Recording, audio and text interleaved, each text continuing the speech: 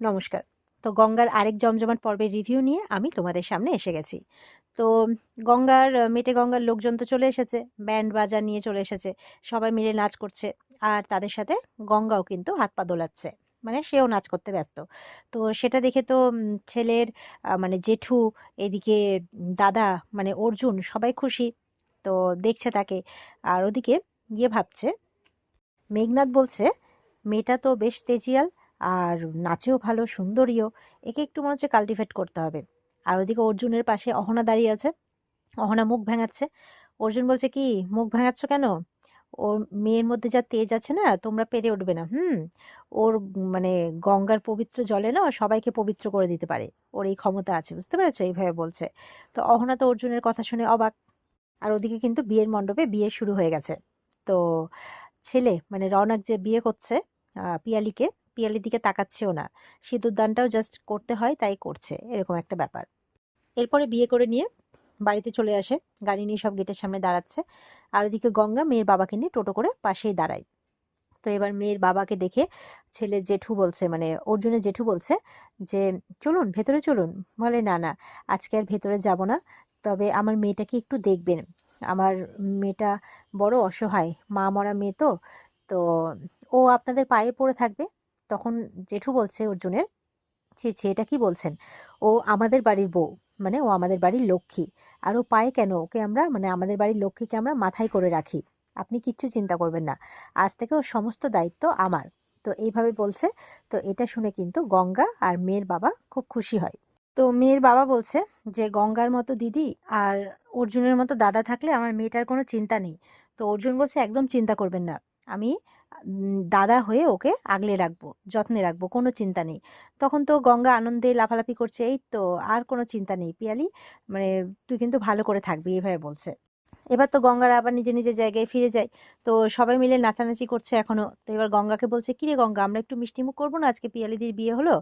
তো এবার পিয়ালির বাবা বলছে, হ্যাঁ হ্যাঁ, আমি মিষ্টি আনানোর ব্যবস্থা করছি। গঙ্গা বলছে, না না, কোনো দরকার নেই।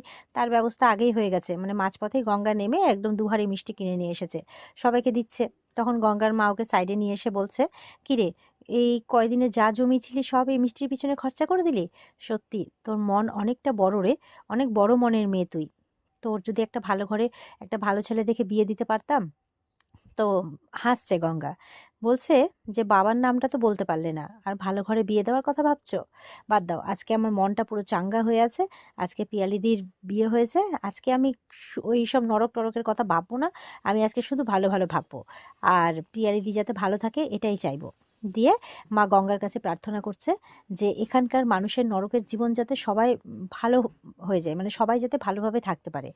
আর ওই স্যানিটাইজার বাবুর মতো পুলিশ অফিসার যাতে আরও পাঠায় এখানে, যাতে সবার জীবনটা মানে একদম স্বর্গের মতো হয়ে যায়, এরকম একটা প্রার্থনা করছে। এবার ওদিকে লখাগুন্ডা কার সাথে কথা বলছে, 6টা মেয়েকে পাচার করতে হবে। 5টা মেয়ে জোগাড় হয়ে গেছে, একটা মেয়ে জোগাড় হচ্ছে না। তো নাতাশা বার বলে আছে একটা জায়গা, সেখানে নাকি পাচার করতে হবে। তো সে একটা মেয়েকে ঠিক করেছে গঙ্গাকে পাচার করবে। আর ওখানে কিন্তু একজন স্পাই শুনছে সব কথা। স্পাই হচ্ছে অর্জুনের স্পাই। তো যাই হোক, এরপরে ওই মেঘনাথের সাথে সে কথা বলছে যে নাতাশা বারে ওই গঙ্গাকে ঠিক করেছে পাচার করবে। তো এবার এই ইনফরমেশনটা অর্জুনকে দিয়ে দেয় ওর স্পাই। তো অর্জুন ফোনে কথাই বলছিল, ও নাতাশা বার, আচ্ছা ঠিক আছে। তখন দেখছে যে পেছনে মেঘনাথ কার সাথে ফোনে কথা বলছে। তো অর্জুন তখন মেঘনাথের পেছন থেকে ঘাড়ে হাত রাখে। মেঘনাথ তো ভয় পেয়ে যায়, ভয়ে ফোনটা কেটে দেয়। অর্জুন বলছে যে, কি করছিস?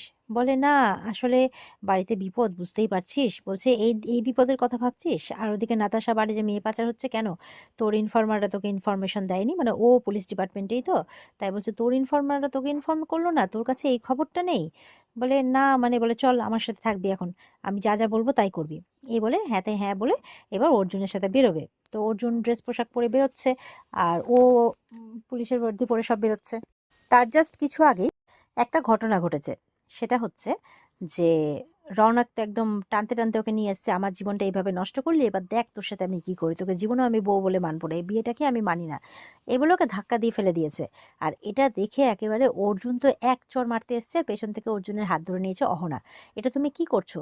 জোর জবরদস্তি তোমার ভাইয়ের বিয়ে দেওয়া হয়েছে, রিয়াকশন তো হবেই। তুমি কি ভাবছো ও শান্ত হয়ে থাকবে নাকি? অর্জুনের জেঠুও কিন্তু প্রচন্ড রেগে গেছে যে, রওনাক এই বাদরামোগুলো কিন্তু বন্ধ কর, না হলে আমি কিন্তু এবার একটা স্টেপ নিতে বাধ্য হব। বলছে, ছোট বৌমা তোমার ছেলেকে এই কথাটা পরিষ্কারভাবে বুঝিয়ে দাও, জেঠু বলছে। তখন রওনক বলছে, হ্যাঁ হ্যাঁ, সব দোষ তো আমার না, আমি থাকবোই না এই বাড়িতে, এই বলে বাড়ি থেকে বেরিয়ে যায়। রওনকের মা বলছে, আজকে ছেলেটা জোর জবরদস্তি বিয়ে না দিলে এরকমটা হতো না।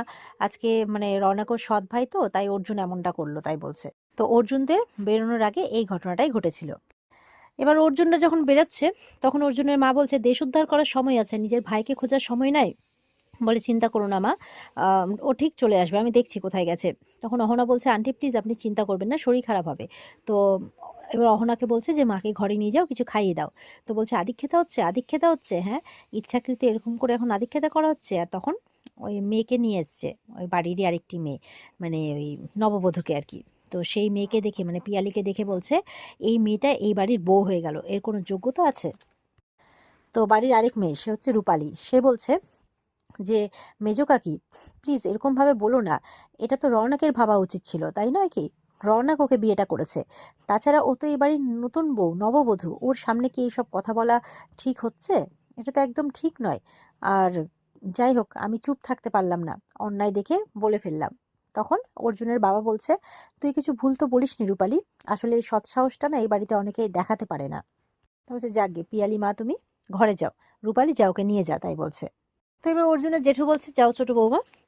অহনা, অর্জুন ঠিক বলছে, একটু খাওয়া দাওয়া করে নাও, রেস্ট নাও, আমি দেখছি কোথায় গেছে, চিন্তা নেই, ও ঠিক চলে আসবে।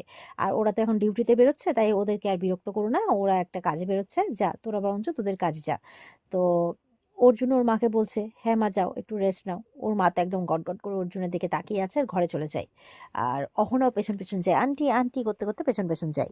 এরপরে অর্জুনরা বেরিয়ে গেলে তখন জেঠু তার বড় ছেলেকে বলছে আর কি যে, দেখ তুই তো কিছু, মানে ওর জেঠু এই ডিপার্টমেন্টেই ছিল, তো আমার ছেলে হয়ে তুই তো এরকম কিছু করতে পারলি না, কিন্তু অর্জুনটা কিন্তু পুলিশ হলো, যাই হোক একজন তো হলো, ভাইপো তো হয়েছে। তো এই অর্জুনের মতো যদি সবাই, মানে অর্জুনের মতো পুলিশ অফিসার যদি সবাই হতো, তাহলে কত ভালো হতো না বল? তো ওই বর্দাটাও, মানে ওই ছেলেটাও ভালো, সে সায় দিচ্ছে। তো এই বলে জেঠু ভেতরে চলে যায়। তো এবার তার বউ বলছে, বাবা বাবা, খুব ভালো না, খুব ভালো অর্জুন, ও তো ভালোই বাহবা কুড়াচ্ছে, আর তুমি কি বলছো, তুমি কি করছো? এ বলে ওর সামনে হাততালি মারছে, তুমি হাততালি বাজাচ্ছ। ও চুপচাপ শুনছে, কোনো কিছু বলছে না। বলছে, নিজের পজিশনের কথাটা একবারও ভাবছই না, না ধ্যাত, এই বলে বিরক্তি ভাব নিয়ে বেরিয়ে যায়। এবার গঙ্গা আর বুলি রাস্তা দিয়ে হাঁটছে। তো গঙ্গা বলছে, ইস, আমারও যদি একটা কাঁধ থাকতো, মাথা রাখতে পারতাম, কেউ যদি থাকতো তার কাঁধে মাথা রাখতে পারতাম বল। আমার মাটা যদি আমার বাবার পরিচয়টা দিত। আসলে আমার মার যে বর, সে আমার বাপ নয় রে, জানিস তো, মা মিছে কথা বলেছে। আসলে মাকেও অত চাপ দিতে পারি না, মারও তো দেখেছিস হাঁপিয়ে যায় একটুতে, শরীরটা ভালো থাকে না, ডাক্তার যে দেখাবো তারও তো পয়সা নেই বল। বুলি বলছে, ভেঙে পড়িস না রে, দেখবি সব ঠিক হয়ে যাবে। তো এরকম গল্প করছে। আর ওদিকে দেখা যাচ্ছে লক্ষা গুন্ডা চলে এসছে গাড়ি নিয়ে সামনে, ও দলবলকে নিয়ে। আর দেখছে দূর থেকে গঙ্গা আর বুলি আসছে। তো বলছে, ওই দেখ গঙ্গা আর বুলি, আমি গাড়ি থেকে নেমে যাচ্ছি, আর তোরা গাড়িটা একদম টান মেরে নিয়ে যাবি, ওদের সামনে দাঁড় করাবি, আর একদম গঙ্গাকে তুলে নিবি, তাই বলছে। তো সেই মতো করে লখাগুন্ডা গাড়ি থেকে নেমে যায়, আর ওরা গাড়িটা নিয়ে যায়। আর বুলি দেখতে পেয়ে যায়। বুলি তখন গঙ্গাকে সাইডে সরিয়ে ধাক্কা দিয়ে ফেলে দেয়। আর ওরা গঙ্গার বদলে বুলিকে নিয়ে চলে যায়। তো গঙ্গা তো এটা দেখে, এবার কি করবে কি করবে, ও না গাড়ির নাম্বারটা নোট করে ফেলে। আর সঙ্গে সঙ্গে ওখান দিয়ে একটা অটো যাচ্ছিল, সব চেনা জানায়। বলছে, ওই যে ওই গাড়িটার পিছন করো, গাড়িটার পিছন করো, বলে কিন্তু গঙ্গা কোথায় যাবে, বলে চলো চলো গাড়িটার পেছন করো। এই বলে গাড়িটার পেছন করছে। আর ওদিকে কিন্তু অর্জুনরাও আসছে। তো গাড়িটার পেছন করতে করতে দেখছে, গাড়িটার থেকে মুখ বাড়িয়ে দেখতে পেয়েছে গাড়িটাকে। তো ওই গাড়িটার থেকে গুন্ডাগুলো আবার গঙ্গার দিকে গুলি ছুড়েছে। গঙ্গা গিয়ে পড়েছে বালির মধ্যে। এবার টোটো চালক, মানে অটো চালক ভাবছে এ গঙ্গার কিছু হয়ে গেছে। তো গঙ্গা উঠেছে, বলে অত সহজ নয় আমাকে মারা, গুলিটা জাস্ট মাথার পাশ দিয়ে বেরিয়ে গেছে। তো বলছে, চলো চলো, বলে না রে বাবা না, আমি যাবো না, আমি এগুলো ঝামেলাতে জড়াতে চাই না। বলে, আরে ওরা বুলিকে ধরে নিয়ে গেছে, বাঁচাতে হবে তো। বলছে, দেখ আমি কোনো ঝামেলায় জড়াতে চাই না, বলে ভীতু ভাইরাস একটা, দেখছো একটা মেয়ের বিপদ, তাও হেল্প করবে না, আমাদেরকে কি মনে করো বলো তো। এই বলে গঙ্গা নিজেই দৌড়চ্ছে এবার। এবার গঙ্গা তো দৌড়তে দৌড়তে হাঁপিয়ে যাচ্ছে, তখন বলছে, হে বাবা গঙ্গেশ্বর, একটু তো সাহায্য করতে পারো, কখন থেকে গঙ্গা একাই লড়ে যাচ্ছে। ওদিকে দেখা যাচ্ছে অর্জুন কিন্তু গাড়ি নিয়ে চলে আসছে। আর মেঘনাথ বারবার করে অর্জুনের মাইন্ডটা ডাইভার্ট করার চেষ্টা করছে, যাতে অর্জুন বাড়ি ফিরে যায়, নাহলে তো ও ওর কাজটা করতে পারবে না। বলছে, আমাদের তো রওনাকে খুঁজে দেখা দরকার, তুই ছাড়া কে খুঁজবে বল। অর্জুন বলছে, তার থেকেও একটা বড় ব্যাপার, যে এত বড় একটা খবর তোর ইনফরমাররা তোকে দেয়নি কেন। এই মেটেগঙ্গার আশেপাশে এলাকাগুলো অপরাধের ডেরা হয়ে উঠেছে, সেই এরিয়ার ইনচার্জ তুই, আমি তো বুঝতে পারছি না তুই কোনো স্টেপ নিচ্ছিস না কেন। মেঘনাথ বলছে, না না, স্টেপ নেওয়া হয় রে, আসলে এত ধরনের লোকজন এখানে থাকে না, সব রকমের ইনফরমেশন আমাদের কাছে এসেও পৌঁছয় না। ঠিক আছে, আমার দোষ, আমি নেব, আমি খোঁজ খবর নেব, আমি ধরার চেষ্টা করবো অপরাধীদের, এইভাবে ভালো সাজছে আর কি। কিন্তু সে তো উল্টে মিলে আছে সেই গুন্ডাগুলোর সাথে। মনে মনে বলছে নিজেকে বেশি ওস্তাদ ভাবা না, মনে হচ্ছে কত বড় হনু, সব ব্যবস্থা হবে, তুই শুধু দেখ, তাই বলছে। এবার গঙ্গা দৌড়তে দৌড়তে একটা জায়গায় সেই গাড়িটাকে থেমে থাকতে দেখেছে। বলছে এই তো বাবা গঙ্গেশ্বর সদয় হয়েছেন, এবার কোন দিকে যাই, ডান দিক না বাদিক? তখন আবার হেড টেল করছে, হেড পড়লে ডান দিক, টেল পড়লে বাদিক। টেল পড়েছে, তো বাদিকে যাবে, আর বাদিকে ঘুরতেই দেখে নাতাশা বার। বলে আরে এটা তো বড়লোকদের জায়গা বলে মনে হচ্ছে। আর এমনটা ভাবতে ভাবতেই কিন্তু এখানে আজকে পর্ব শেষ হয়ে যায়। তবে পরের দিন কিন্তু আরো বড় চমক, গিয়ে পৌঁছবে পেছন রাস্তা দিয়ে নাতাশা বাড়ি এই গঙ্গা, আর সেখানেও সোজা পথে গিয়ে পৌঁছবে অর্জুনরা।